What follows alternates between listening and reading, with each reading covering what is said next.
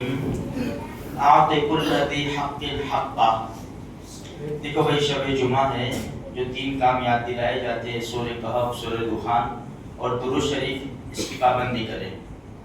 ایک عربی عبارت ہے، اس کا ترجمہ ہے کہ ہر حق والے کو اس کا حق دے دو، اور یہ شریعت کا قانون ہے۔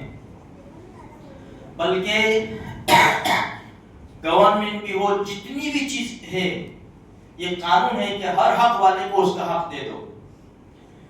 ہمارا مسئلہ یہ ہے کہ کچھ لوگوں کے حق ادا کرتے ہیں، کچھ کے حق ادا نہیں کرتے۔ یہ محرم الحرام گیا، ربیع الاول آئے گا، اللہ ہم سب کو بار بار نصیب فرما دو۔ ہم کھڑے ہو جائیں گے، بھائی کیا کرنا ہے؟ بیواؤں کا حق ادا کرو، یتیموں کا حق ادا کرو، ان کے گھر اناج پہنچاؤ، ان کے گھر کیٹ پہنچاؤ۔ بہت اچھی بات ہے، بہت زبردست بات ہے کہ وہ کسی کے محتاج نہ بنے، پہنچاؤ۔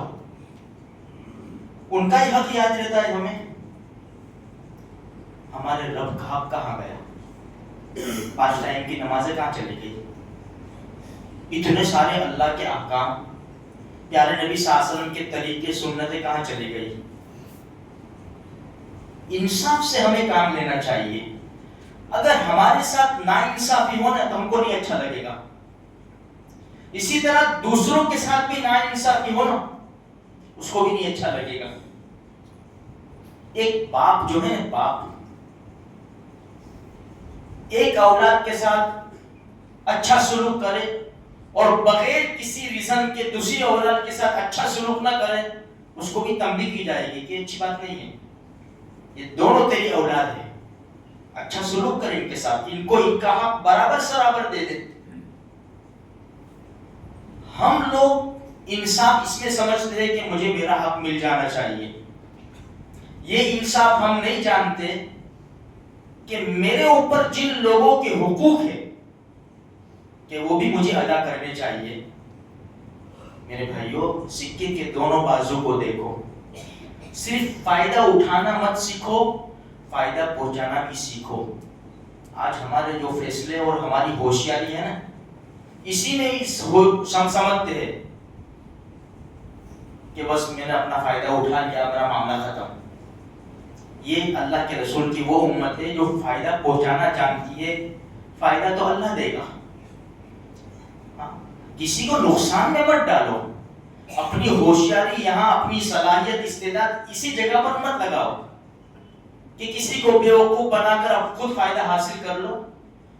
یہاں تک کہ ہمارا جن لوگوں سے کوئی تعلق نہیں، ان کے بارے میں بھی اچھی طرح سوچو اور اچھے فیصلے کرو۔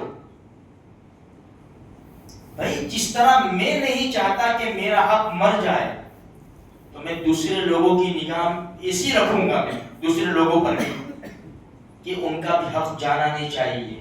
آپ کو ایک چھوٹی سی بات سناؤں میں۔ ایک قریشی عورت کے پاس 2 مرد آئے اور 100 دینار اس کو دیے۔ 100 دینار، دینار کہتے ہیں سونے کا سکہ، درہم کہتے ہیں چاندی کا سکہ۔ 100 دینار دیے اور یوں کہا کہ بھائی یہ امانت ہے، ہم دونوں ساتھ میں آئے ہیں تو ہی دینا اس کو، کوئی ایک آوے تو مت دینا۔ کہا ٹھیک ہے، کوئی مسئلہ نہیں۔ 1 سال گزر گیا، ایک آدمی آیا اور عورت سے کہنے لگا کہ وہ 100 دینار مجھے دے دے، میرے ساتھی کا تو انتقال ہو گیا۔ عورت نے کہا شرط تو یہ تھی کہ تم دونوں ساتھ میں آئیں گے تو میں دوں گی، کہ میرے ساتھی کا جب انتقال ہی ہو گیا وہ کہاں سے آئے گا؟ عورت نے منع کیا تو وہ چپ نہیں بیٹھا، سب محلے والوں کو جمع کر لیے اور بڑا شور ہوا۔ تو محلے والوں نے بھی عورت سے کہا کہ بھائی جب یہ کہتا ہے کہ اس کے ساتھی کا انتقال ہو گیا، 1 سال ہو گیا، تو 100 دینار دے دے نا اس کو۔ تو سب نے کہا، تو عورت نے 100 دینار اس کو دے دیے۔ 1 سال گزر گیا، دوسرا ساتھی آیا، 100 دینار، بھائی تیرا ساتھی لے گیا 100 دینار تو، اور اس نے خبر دی کہ تیرا انتقال ہو گیا، یہ تو زندہ ہو، اور ہماری شرط کیا تھی کہ بھائی ہم دونوں ساتھ میں آئیں تو دینے کا۔ تو نہ اکیلے کو کیسے دے دیے؟ یہ مقدمہ گیا عمر ابن خطاب رضی اللہ عنہ کے پاس. حضرت عمر نے دونوں کو بلایا, دونوں عورت کی بھی بات سنی, مرد کی بھی بات سنی. فیصلہ کرنے جا رہے تھے, عورت نے کہا ٹھہر جائیے, آپ فیصلہ نہ کریں, ہمارا یہ کیس حضرت علی کے دربار میں پہنچا دو. عمر ابن خطاب نے کہا کوئی حرج کی بات نہیں, آپ وہاں چلے جاؤ. دیکھو کتنے دل صاف تھے ان لوگوں کے,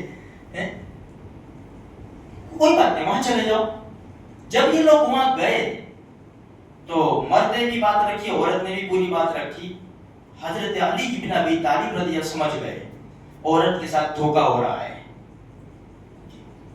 تو حضرت علی نے اس مرد سے کہا تم جب 100 دینار دینے آئے تھے تو شرط کیا تھی؟ یہی شرط تھی نا کہ دونوں آوے تو دینے کے. آپ کے 100 دینار ہمارے پاس موجود ہے, شرط کے مطابق آپ اپنے ساتھی کو بلا کر لے آؤ, جب دونوں ساتھ میں آئیں گے تو ہم دے دیں گے. اب کہاں سے آئے گا؟ چلو بتاؤ. کتنا زبردست فیصلہ کیا اس عورت کو بچانے آنے. ہوشیاری یہاں کام میں لاؤ میرے بھائیو. 20 کی چیز 200 میں بیچ کے ایسا مت کہو میں نے بہت ہوشیاری کر لی.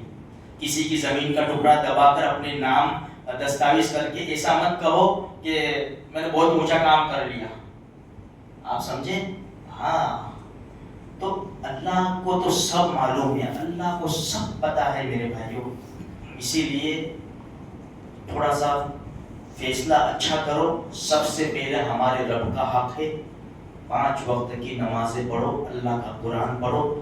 جمعہ کے دن, جمعہ کا دن سارے دنوں کا سردار ہے, سب دنوں سے افضل ہے. جمعہ کی نماز پڑھنے آؤ میرے بھائیو.